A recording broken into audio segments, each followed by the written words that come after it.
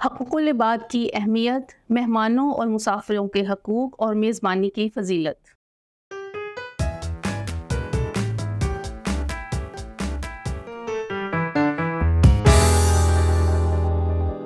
السلام علیکم عزیز طلباء و طالبات،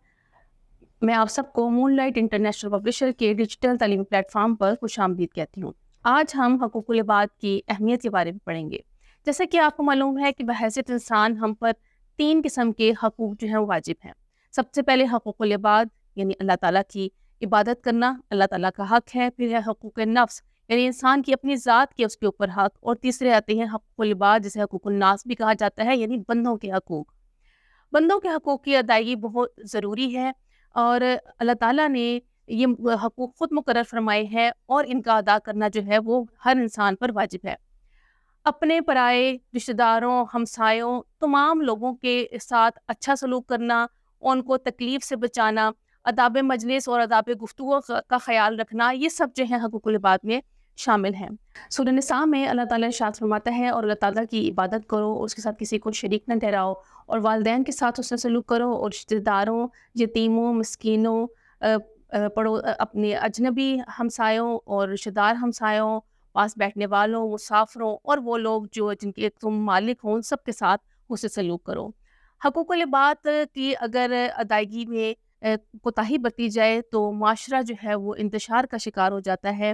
اور اللہ تعالیٰ نے حقوق العباد کے ادا کرنے کا معیار یہ مقرر کیا ہے کہ اگر اللہ تعالیٰ کے حقوق میں کوتاہی برتی جائے تو اللہ تعالیٰ جس کے لیے چاہے گا اسے معاف کر دے گا، لیکن اگر بندوں کے حقوق میں کوئی کوتاہی کی جائے تو جب تک وہ بندہ معاف نہیں کرے گا، اللہ تعالیٰ بھی وہ حقوق جو ہے وہ معاف نہیں کرے گا۔ نبی کریم صلی اللہ علیہ وآلہ وسلم کا ارشاد ہے کہ اگر کسی مسلمان سے کسی کی عزت میں یا کسی چیز کے معاملے میں ظلم ہوا ہو تو اسے چاہیے کہ اسی دنیا میں جو ہے وہ معافی مانگ لے، کیونکہ آگے آخرت میں نہ دینار ہوں گے نہ درہم ہوں گے، اور اگر اس کے پاس کچھ نیکیاں ہوں گی تو وہ اسے لے کر اسے دے دی جائیں گی، اور اگر نیکیاں نہیں ہوں گی تو اس مظلوم کے گناہ جو ہیں وہ اس کے اوپر رکھے جائیں گے۔ اب ہم مہمانوں کے حقوق کے بارے میں پڑھتے ہیں کہ مہمان، ہر وہ شخص مہمان ہے جو ہم سے ملاقات کے لیے آئے۔ ہم اپنے گھر میں ہے، دفتر میں ہے، کسی بھی جگہ پہ اور کوئی ہم سے ملنے کے لیے آتا ہے تو وہ ہمارا مہمان ہے۔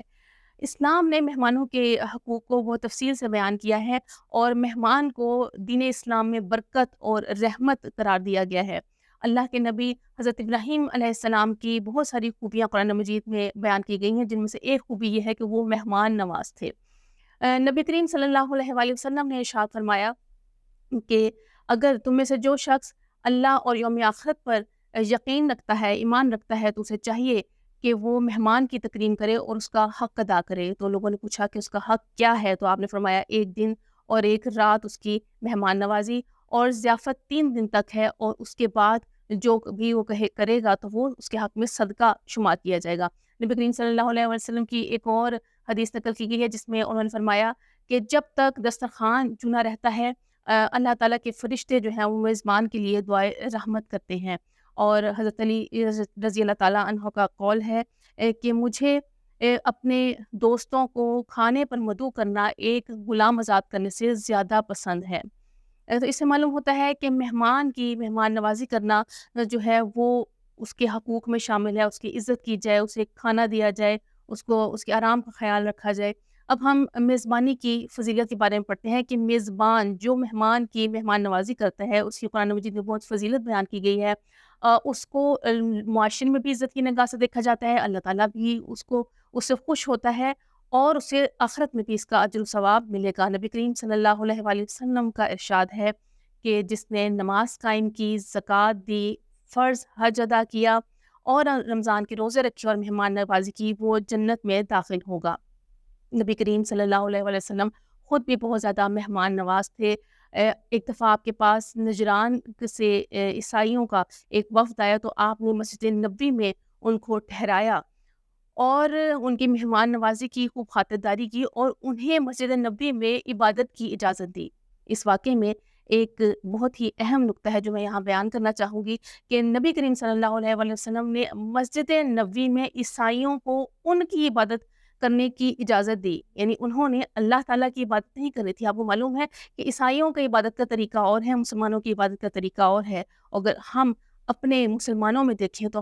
ہمارے اندر نا اتفاقی اتنی زیادہ پھیل چکی ہے کہ ہم ایک فرقہ کسی دوسرے فرقے کو کی مسجد میں جانا پسند نہیں کرتا، اور نہ ہی کوئی فرقہ کسی دوسرے فرقے کے فرد کو اپنی مسجد میں آ کر عبادت کرنے کی اجازت دینا پسند کرتا ہے۔ تو ہم حقوق العباد کی اہمیت سے کتنا دور ہٹ گئے ہیں۔ نبی کریم صلی اللہ علیہ وسلم کی سنت کو جو ہے مد نظر رکھتے ہوئے ہمیں حقوق العباد جو ہے وہ ادا کرنے چاہیے۔ نبی کریم صلی اللہ علیہ وسلم کے پاس ایک دفعہ ایک مہمان آیا تو ان کے گھر میں بکری کے دودھ کے سوا کچھ نہیں تھا۔ نبی کریم صلی اللہ علیہ وسلم نے مہمان کو سارا دودھ پلا دیا اور خود آپ اور آپ کے اہل خانہ جو ہیں وہ بھوکے سوئے۔ اسی طرح آپ کو گزشتہ لیکچرز میں یہ ایک واقعہ سنایا گیا ہے کہ حضرت ابو طلحہ رضی اللہ عنہ نے جب نبی کریم صلی اللہ علیہ وسلم کے کہنے پر ایک مہمان کی مہمان نوازی کا ارادہ کیا، اور جب گھر گئے تو معلوم ہوا کہ گھر میں کھانے کے لیے جو ہے اتنا کھانا موجود نہیں ہے، صرف بچوں کے لیے کھانا موجود ہے، تو بچوں کو بہلا کر سلا دیا گیا اور مہمان کے سامنے کھانا رکھا گیا اور چراغ کو ٹھیک کرنے کے بہانے گل کر دیا گیا تاکہ مہمان جو ہے پیٹ بھر کر کھانا کھائے اور اس طرح کا اہل خانہ خود بھوکے رہے۔ اور صبح نبی کریم صلی اللہ علیہ وآلہ وسلم نے ان سے کہا کہ اللہ تعالیٰ کو تمہاری مہمان نوازی بہت پسند آئی۔ اب ہم مسافروں کے حقوق دیکھتے ہیں۔ مسافر اس شخص کو کہتے ہیں جو حالت سفر میں ہو۔ مسافروں کے حقوق ادا کرنے پر اللہ تعالیٰ نے بہت زور دیا ہے، کیونکہ مسافر ہو سکتا ہے کہ اپنے شہر میں تو وہ خوشحال ہو، لیکن حالت سفر میں اس کے پاس زیادہ راہ کم ہو گیا ہو، اسے مدد کی ضرورت ہو، تو ان کے حقوق اس لیے متعین کیے گئے ہیں تاکہ ان کے لیے سفر اور راستے میں جو ہے دشواریاں انہیں پیش نہ آئے، ان کا تحفظ ہو سکے۔ نبی کریم صلی اللہ علیہ وآلہ وسلم نے بھٹکے ہوئے مسافر کو راستہ بتانے کو صدقہ قرار دیا ہے، اسی طرح مسافر کا سامان اٹھوانے کو صدقہ قرار دیا ہے۔ قرآن مجید میں سورہ توبہ کی تلاوت کی جائے تو معلوم ہوتا ہے کہ مصارف زکوٰۃ میں ایک مصرف جو ہے وہ ابن سبیل یعنی مسافر ہے۔ مسافروں کے حقوق تعین کے لیے نبی کریم صلی اللہ علیہ وآلہ وسلم نے راستے کو جو ہے وہ صاف بنانے کو کہا گیا ہے، اور یہ کہا ہے کہ راستوں کو اور سفر کو جو ہے اس کی مشکلات کو دور کیا جائے۔ ایک دفعہ نبی کریم صلی اللہ علیہ وآلہ وسلم کچھ لوگوں کے ساتھ جہاد کے سفر پہ جا رہے تھے، تو راستے میں کچھ لوگوں نے اپنے خیمے لگائے ہوئے تھے، تو نبی کریم صلی اللہ علیہ وآلہ وسلم نے ارشاد فرمایا کہ جن لوگوں نے راستے میں خیمے لگائے ہیں وہ اس کو ہٹا دیں، ورنہ اللہ تعالیٰ ان کا جہاد قبول نہیں کرے گا۔ تو اس سے معلوم ہوتا ہے کہ مسافروں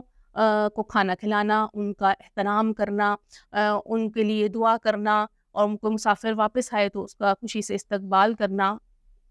مسافروں کے لیے ان کی ضروریات پوری کرنا، ان کی مشکلات کو دور کرنا، یہ سب جو ہے مسافروں کے حقوق میں شامل ہیں۔ ہمیں تمام افراد کے حقوق کو ادا کرنا چاہیے تاکہ ہمارا معاشرہ جو ہے وہ امن اور امان کا گہوارہ بنا رہے۔ اللہ حافظ۔